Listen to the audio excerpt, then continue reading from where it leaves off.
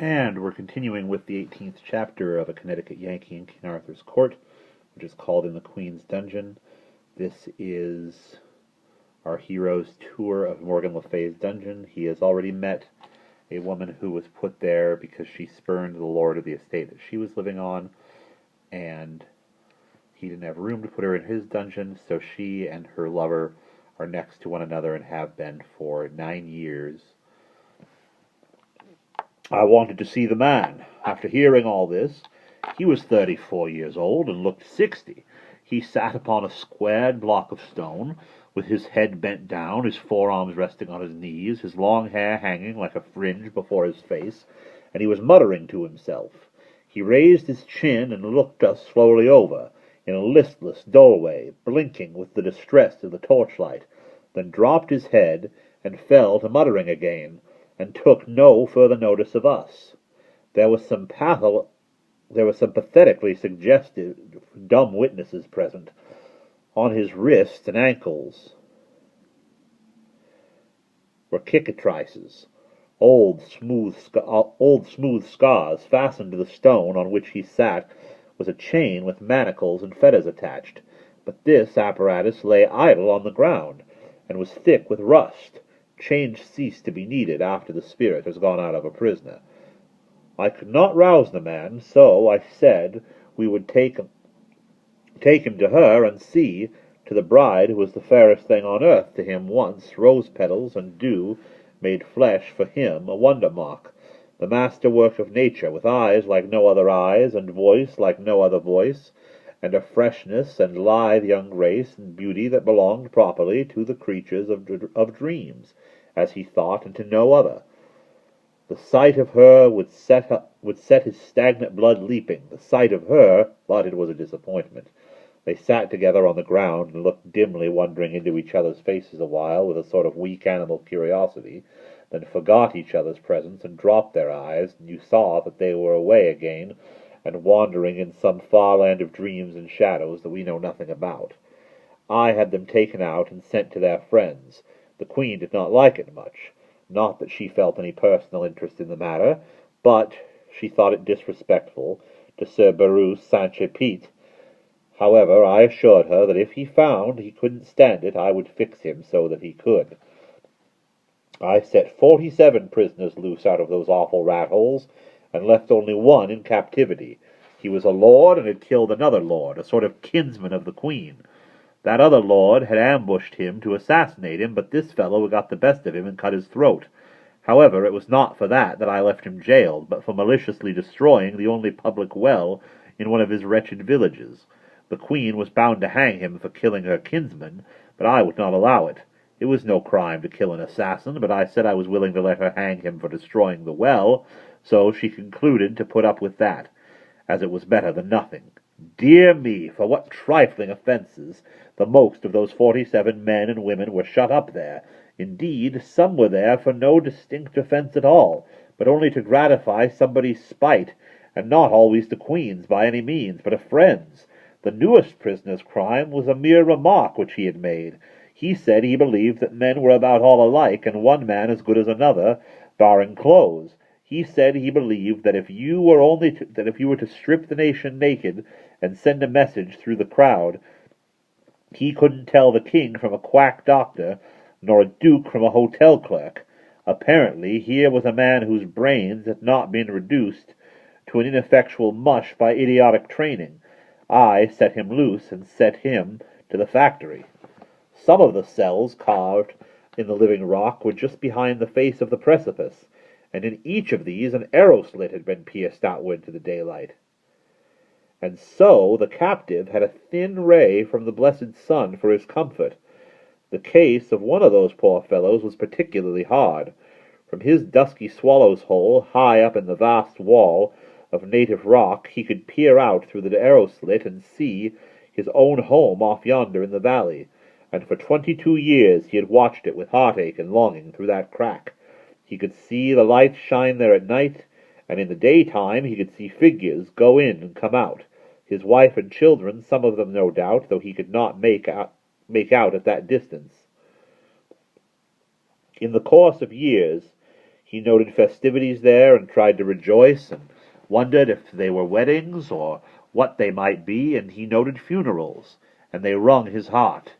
He could make out the coffin, but he could not determine its size, so he could not tell whether it was his wife or child.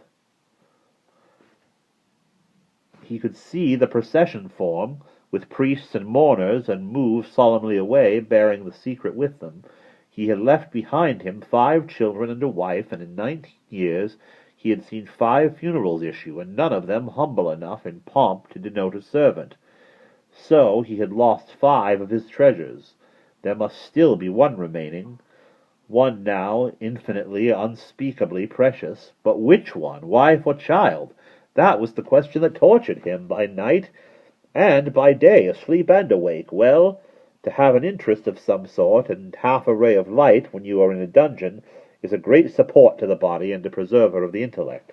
This man was in pretty good condition yet. By the time he had finished telling me his distressful tale, I was in the same state of mind that you would have been in yourself if you have got average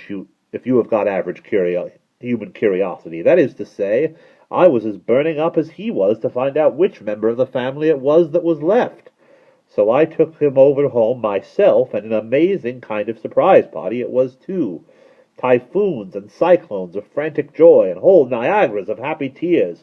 And by George, we found the aforetime young matron graying toward the imminent verge of her half-century, and the babies all men and women, and some of them married and experimenting family-wise themselves, and not a soul of the tribe was dead. Conceive of the ingenious devilishness of that queen. She had a special hatred for this prisoner, and she had invented all these funerals herself to scorch his heart with.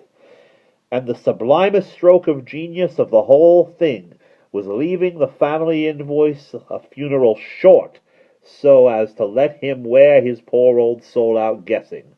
But for me, he never would have got out. Morgan Le Fay hated him with her whole heart, and she never would have softened toward him. And yet his crime was committed more in thoughtlessness than deliberate depravity. He had said she had red hair. Well, she had, but that was no way to speak of it. When red-headed people are above a certain social grade, their hair is auburn. Consider it. Among these 47 captives, there were 5 whose names, offenses, and dates of incarceration were no longer known. 1 woman and 4 men, all bent and wrinkled and mind-extinguished patriarchs. They themselves had long ago forgotten these details. At any rate, they had mere vague theories about them, nothing definite and nothing that they repeated twice in the same way. The succession of priests whose office it had been to pray daily with the captives and remind them that God had put them there for some wise purpose or other, and teach them that patience, humbleness, and submission to oppression was what he loved to see in parties of a subordinate rank, had traditions about these poor human ruins, but nothing more. These traditions went but little way, for they concerned the length of the incarceration only, and not the names of the offenses, and even by the help of tradition the only thing that could be proven was that none of the 5 had seen daylight for 35 years. How much longer this privation had lasted was not guessable. The king and queen knew nothing about these poor creatures, except that they were heirlooms, assets inherited, along with the throne, from the former firm. Nothing of their history had been transmitted with their persons, and so the inheriting owners had considered them of no value, and had felt no interest in them. I said to the queen, "And why in the world didn't you set them free?" The question was a puzzler. She didn't know why she hadn't. The thing had never come up in her mind. So here she was, forecasting the veritable history of future prisoners of the Castle d'Ulf without knowing it. It seemed plain to me now that with her training, those inherited prisoners were merely property, nothing more, nothing less. Well, when we inherit property, it does not occur to us to throw it away, even when we do not value it. When I brought my possession of human bats up into the open world in the glare of the afternoon sun, previously blindfolding them, in charity for eyes so long untortured by light. They were a spectacle to look at, skeletons, scarecrows, goblins, pathetic frights, every one. Legitimatest possible children of monarchy. By the grace of God and the established church, I muttered absently, I wish I could photograph them. You have seen that kind of people who will never let on that they don't know the meaning of a big new word. The most ignorant they are, the most pitifully certain they are to pretend you haven't shot over their heads. The Queen was just one of that sort, and was always making the stupidest blunders by reason of it. She hesitated a moment, then her face brightened up with a sudden comprehension, and she said that she would do it for me. I thought to myself, she?